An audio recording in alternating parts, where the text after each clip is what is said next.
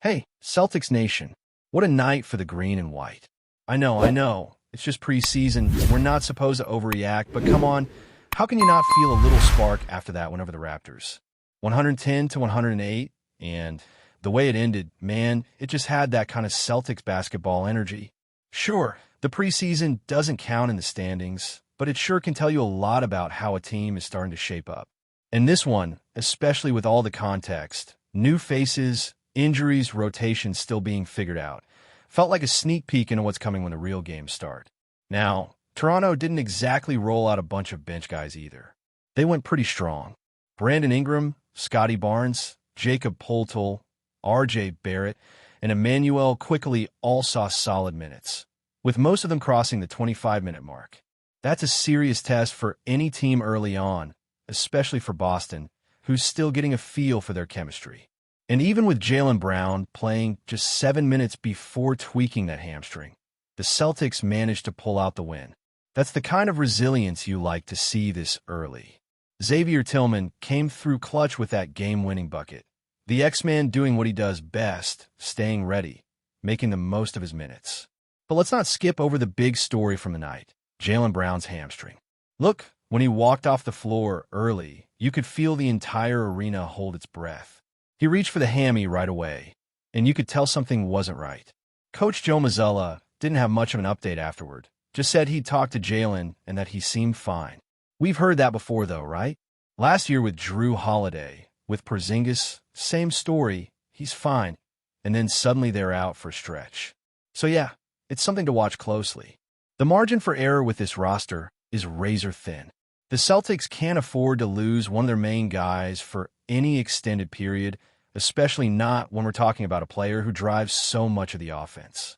And that's where the conversation about depth gets tricky. Mazzulla said after the game that depth is going to be one of the team's strengths this season. But let's be honest, it's not the same kind of depth they had last year. This isn't about having 3 or 4 all-star caliber players you could just rotate around. It's about role players stepping up, about younger guys proving they belong. If Jaylen or Derek White or Porzingis have to miss time, those next man up situations are going to be real tests of the system. So yeah, hopefully this was just a precautionary move and Jaylen's good to go for opening night against the Sixers. But it's definitely something every Celtics fan will be holding their breath about for the next few days. Now, let's talk about the rest of the game because there were a lot of bright spots. The Celtics starting lineup last night looked like a real preview of what we might see to open the season. Pritchard and White in the backcourt, with Chris Boucher and Nemi Quetta up front, and of course Jaylen before he exited. White and Pritchard both logged heavy minutes, 35 and 32 respectively, and it felt like Mazzulla wanted to give them real game rhythm. White, man, what a performance. 33 points, 9 rebounds, 6 assists, and 4 blocks. Yeah, for blocks from your guard. He was everywhere. He took 23 shots, 17 of those from beyond the arc. And while that volume might seem wild, it actually made sense. With Jaylen out early, somebody had to take over the scoring load, and Derek White said, "I got it." What I love about his game is how adaptable he is. He reads the situation and does what's needed. Last year, he didn't have to take that many shots, but now, especially with this roster, he's starting to show that when it's required, he can flip that switch. Pritchard, on the other hand, didn't have the best shooting night, just 1 for 11 from the field and 0 for 8 from deep. But here's the thing, he didn't let that slow him down. He started dishing, moving the ball, creating plays, and finished with a double-double, 10 points and 10 assists. That's what you want to see from a guy trying to lock in his role as a reliable rotation piece. Even when the shot isn't falling, he's still impacting the game. And how about the bigs? Nemi Quetta finally looked like the player fans have been waiting to see. After a slow start to preseason, he came out aggressive, 4 for 7 from the field, 12 rebounds, 4 blocks, and a steal in just 21 minutes. That's production. That's the kind of physical presence Boston's been missing under the rim. Everyone knows rebounding was a weak spot last season, so seeing Quetta crash the boards like that is exactly what you want this time of year. He's not perfect yet. Still some fouls to clean up, still needs to find that balance between aggressiveness and control. But you can see the potential. You can see why Mazzulla said after the game that this is why you coach, because watching a young guy like Quetta take those steps forward is what it's all about. Chris Boucher also gave solid minutes, bringing energy and toughness inside. He pulled down 9 boards in under 20 minutes, staying active around the rim and contesting shots. And then, of course, there's Xavier Tillman. In 16 minutes, he scored 7 points, grabbed 7 rebounds, and sealed the win with that last bucket. That's the type of steady, veteran presence that helps stabilize everything when the game gets tight. You can just feel that he's going to be a reliable part of the rotation, especially when the regular season hits and the pace starts to pick up. Let's shift to the wings for a second, because this is where things got really interesting. Josh Minott was a surprise. He's been flying under the radar, but he's making a serious case for himself. 9 points, 4 rebounds, 2 blocks, and just an overall energy that you can't teach. He looks like he's ready to compete for that first wing off the bench role, and honestly, he might already have it. Before preseason started, most people would have said Jordan Walsh and Baylor Shireman had the edge because of their familiarity with the system, but Minott and Hugo Gonzalez have completely flipped that narrative. They're outplaying the older guys flat out. Gonzalez, too, has been impressive in his own way.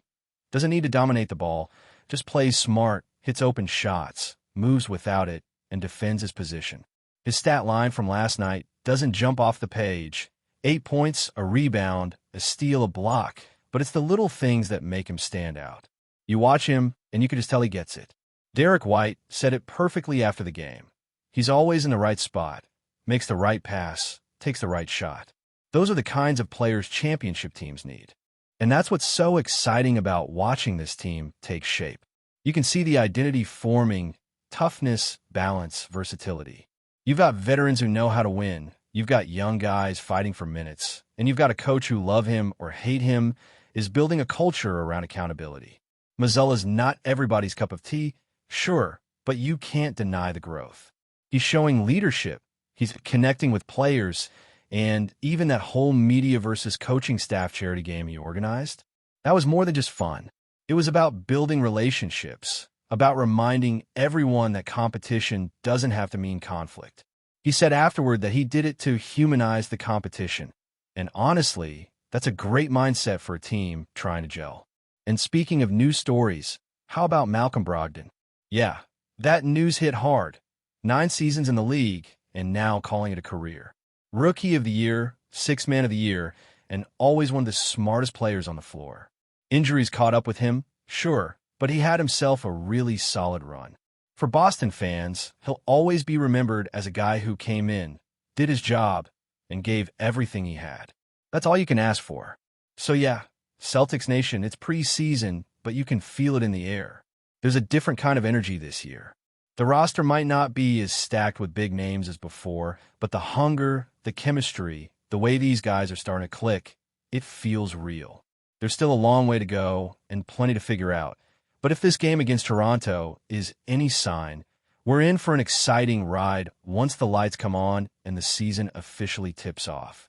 And while we're on the subject of energy, can we talk about how different this group feels compared to last season? It's not just about the rotations or who's getting minutes. It's about how these guys are communicating, how they're moving on defense, how the bench reacts to every big play. There's a sense of togetherness that you don't always see in the preseason, and that's what's standing out the most. When a guy like Hugo Gonzalez dives on the floor for a loose ball in a meaningless exhibition game, that tells you something about where the mindset is. When you see veterans like Derek White or Al Horford jumping off the bench to celebrate the rookies, you know the locker room is in a good place. That's the kind of chemistry that usually takes months to build, but somehow these guys already look like they're buying into something bigger than themselves. It's also hard not to notice how Mazzulla's system looks more refined this time around. There's a better flow offensively, more movement without the ball, and a lot fewer possessions that just end in isolation or late clock heaves. You can tell they've emphasized ball movement in practice. The Celtics are swinging the ball side to side, forcing rotations, and making defenses work. Even when the shots aren't falling, and they definitely weren't for Pritchard last night, the structure still looks sound. Everyone knows where they're supposed to be, and that's a huge step forward from where they were at the start of last season. And then there's defense. My God, the defense. It's what's going to define this team, and you can already see the outline of what's coming. Derek White continues to be one of the best defensive guards in the league, contesting everything, blocking shots like a rim protector trapped in a guard's body. Pritchard, even though undersized, is scrapping, fighting over screens, doing the dirty work. Quetta's presence inside changes everything. You can see guys driving into the lane, then second-guessing when they realize that long arm is waiting for them at the rim. That's what Boston needs, that kind of interior deterrence that allows the perimeter defenders to play more aggressively. Another player worth mentioning is Xavier Tillman. He's the kind of guy who might not show up in highlight reels, but give you the type of consistency that wins games. He's sturdy, he's smart, and he plays with a level of calm that balances out the younger, more explosive players. You can see why Mazzulla trusts him already. He doesn't force shots, he boxes out, he moves the ball quickly, and he makes good reads defensively. In a league where so many players chase stats, Tillman plays like a guy who only cares about doing his job the right way. When you mix that with the enthusiasm of someone like Minot, you get a rotation that has both maturity and fire. Now, I know there's still some skepticism out there. Some fans still worry about the lack of a true third scorer, and that's fair. When Jason Tatum and Jaylen Brown sit, there's still a question of who steps up to carry that offensive weight. Derek White proved he can take on that role in stretches, but over a full season, you'll need more balance. That's where guys like Pritchard, Simons, and even Boucher will have to deliver. The idea isn't that any one of them becomes a 20-point-per-game player, but rather that they collectively fill those gaps on nights when the stars rest or struggle. Speaking of Simons, his game last night might have gone under the radar, but there was a lot to like. He finished with 14 points and 4 assists. And even though he went cold from 3, you can see how comfortable he's getting in the Celtics system. He's quick off the dribble, reads defenses well, and brings a certain pace that Boston hasn't always had. He's not afraid to take shots, and that confidence is key. If he can keep improving his decision-making, he's going to become one of those glue guys who quietly hold the second unit together. And how about Joe Mazzulla's leadership right now? He's showing a different side this season, calmer, more focused, and definitely more open with his players. That media game he arranged might have seemed like a small thing, but it really showed something important. He's breaking down barriers, building relationships, and trying to create a culture where everyone around the team feels included. You can sense that he's growing into his role, becoming more confident in his own voice. For all the criticism he took last year about adjustments or timeouts, he's proving that he's learning. And you can't overlook that. He's still young for a coach, still figuring things out, but you can see the progress. But before we continue, please remember to subscribe to the channel and give the video a like. Your support helps us keep bringing you the latest news about the Boston Celtics. Feel free to share your thoughts on the news in the comments as well. In a surprising turn of events that has left fans and insiders alike buzzing, the highly anticipated Intervem League clash between the Raptors and the Celtics has officially been canceled. Sources close to the teams hint that the sudden decision was not due to weather or logistical issues, leaving room for wild speculation across the league and among supporters. The Raptors, who have been riding a wave of momentum this season, were reportedly preparing for a strategic showdown against the Celtics' formidable lineup, making the abrupt cancellation all the more shocking. Whispers in the locker rooms suggest that internal tensions and last-minute scheduling conflicts may have played a role. A few insiders hint at unverified disputes regarding officiating and venue arrangements, though nothing has been confirmed by the league office. Meanwhile, social media has exploded with reactions as diehard fans express frustration and curiosity in equal measure. Memes and hashtags such as hashtag Raptors vs. Celtics canceled and hashtag Intervem drama have started trending within hours of the announcement. While the cancellation leaves a glaring gap in the league calendar, it also fuels rampant speculation about potential behind-the-scenes negotiations. Could there be a larger reshuffling of fixtures coming? Or perhaps even player-related controversies that the league prefers to keep under wraps? Analysts are already weighing in, suggesting that the Raptors may have faced unexpected injuries or internal strategy shifts that made the matchup untenable. Others insist it could simply be a calculated move designed to stir intrigue and media attention ahead of the playoffs. Whatever the truth may be, one thing is certain. The Intervem League will have to manage the fallout. Ticket holders are demanding answers, while team staff scramble to control the narrative. For the Celtics and Raptors, the cancellation leaves unanswered questions and a lingering sense of what could have been. Fans can only wait, speculate, and debate as whispers of the canceled clash grow louder in every corner of the basketball world. Rumors continue to swirl, with insiders teasing that more news could drop in the coming days, possibly revealing the real reason behind one of the most unexpected cancellations in recent league history. The Intervem League community is watching closely, eager to see if the Raptors and Celtics will ever finally face off this season, or if the cancellation will go down as one of the sport's most talked about mysteries. That's it for this update.